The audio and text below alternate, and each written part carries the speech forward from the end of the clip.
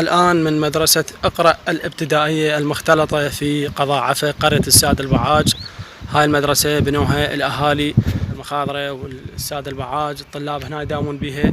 مدرسة كرفانية مثل ما تشوفون. هاي كرفانات الإدارة مال الأساتذة والكادر التدريسي، وأيضا الصفوف اللي تشوفونها هي صفوف تشينكو وسندويش.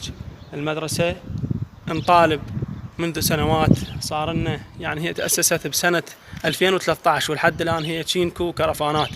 نطالب وزارة التربية بناء هاي المدرسة. هاي المدرسة الأرض تبرع من أهل الخير، ذول الشرفاء هنا بقرية المخاضرة الله يوفقهم. الأرض هم تبرعوا بيها، والبناء هم تبرعوا بيه، والأهالي كلهم شاركوا مخاضرة، والتربية سجلوها. يعني انتم بس سجلتوها لازم تبنونها. نطالبكم ببناء مدرسة اقرأ الابتدائية المختلطة. هذا أحد الصفوف، هذا أحد الصفوف مثل ما تشوفون، حتى المطر خار منه، وهاي معاناة الطلاب هنا. فلحد الآن يعني هي مهمولة ومتروكة. هذا الصف الثاني باء، شوف الصف الثاني باء. هذا تشينكو مثل ما تشوفونه. يعني بسنة 2025 هاي مدارسنا. شوفوا شلون المدرسة آيلة للسقوط وخطرة، لازم تنبني، متروكة يعني سنوات طويلة من 2013 لحد الآن. هسه احنا ب 2025. يعني شوف الفطر شلون، حتى الضوء جاي يعني ينشاف من وراء الجدار، يعني خطر كلش. اليوم الجمعة 14/3/2025، وهذا حال مدارسنا عبارة عن تشينكو. ما راح أصورها كلها حتى ما يصير الفيديو طويل. هذا العراق إن شاء الله ينبني بكلمة الحق، بالإنسان اللي ينقل الواقع ويحكي ويطالب. هذا بلدنا، نحب بلدنا، نحب العراق. نتمنى من وزارة التربية وتربية عفك وتربية الديوانية انه ياخذون هذا الكلام بعين الاعتبار.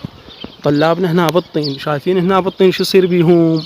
ذلة الطين هنا بالطين. شوفهم مدرسة لا سياج.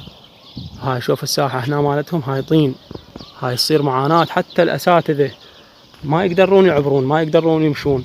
هاي شوفوا مدرسة اقرأ الابتدائية المختلطة، أسست سنة 2013، والكرفان قدامك.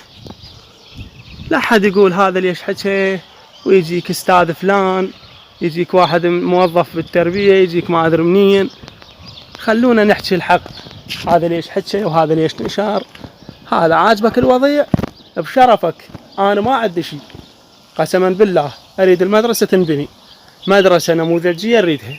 يجيك واحد لو بالتربية لو هاي ليش هذا ينشر، هذا ليش يحكي. يا أخي ليش يحكي؟ تقبلها بضميرك. ابنك يداوم، وابني وابنك وبنتي وبنتك يداوم هنا، أطفالنا هيك ينذلون. فخلونا نحكي على الأقل الكلمة. هاي الكلمة ما نريد منكم شيء. احنا مدرسة ابنوها، شكرا لكم ورحم الله والديكم. هو مطلب بسيط، مدرسة ابنوها. بعد ماكو داعي واحد يتحسس وهذا شنو يحكي وهذا ليش ينشر. ما بيها شيء. مدرسة ابنوها إنه، مدرسة ابنوها إنه، كلام عربي فصيح. وما بي أي إساءة لكم، واحترامنا وتقديرنا لكم. أي موظف بالتربية بالديوانية بالوزارة، هذا ليش يحكي ومن قال له وش عده ايش عدي شنو اللي أريده. قسما بالله كل شيء ما نريد، بس ابنونا. هاي خطية طلابنا بالطين، هاي طلابنا بالطين وقدامك انت. اعتبرهم ولدك يا وزير التربية، يا مدير تربية عفك، يا مدير تربية الديوانية، يا محافظ الديوانية. اعتبرهم أطفالك. واللي يقول لك هذا ليش يحكي، والله ما يريد مصلحة البلد. والله شكو واحد يحارب كلمة الحق ويقول لك هذا شعده وهذا شعده يحكي وليش يحكي. شنو احنا غير خرجنا من نظام الدكتاتورية؟ احنا نريد نبني بلدنا، نريد نحارب الظلم.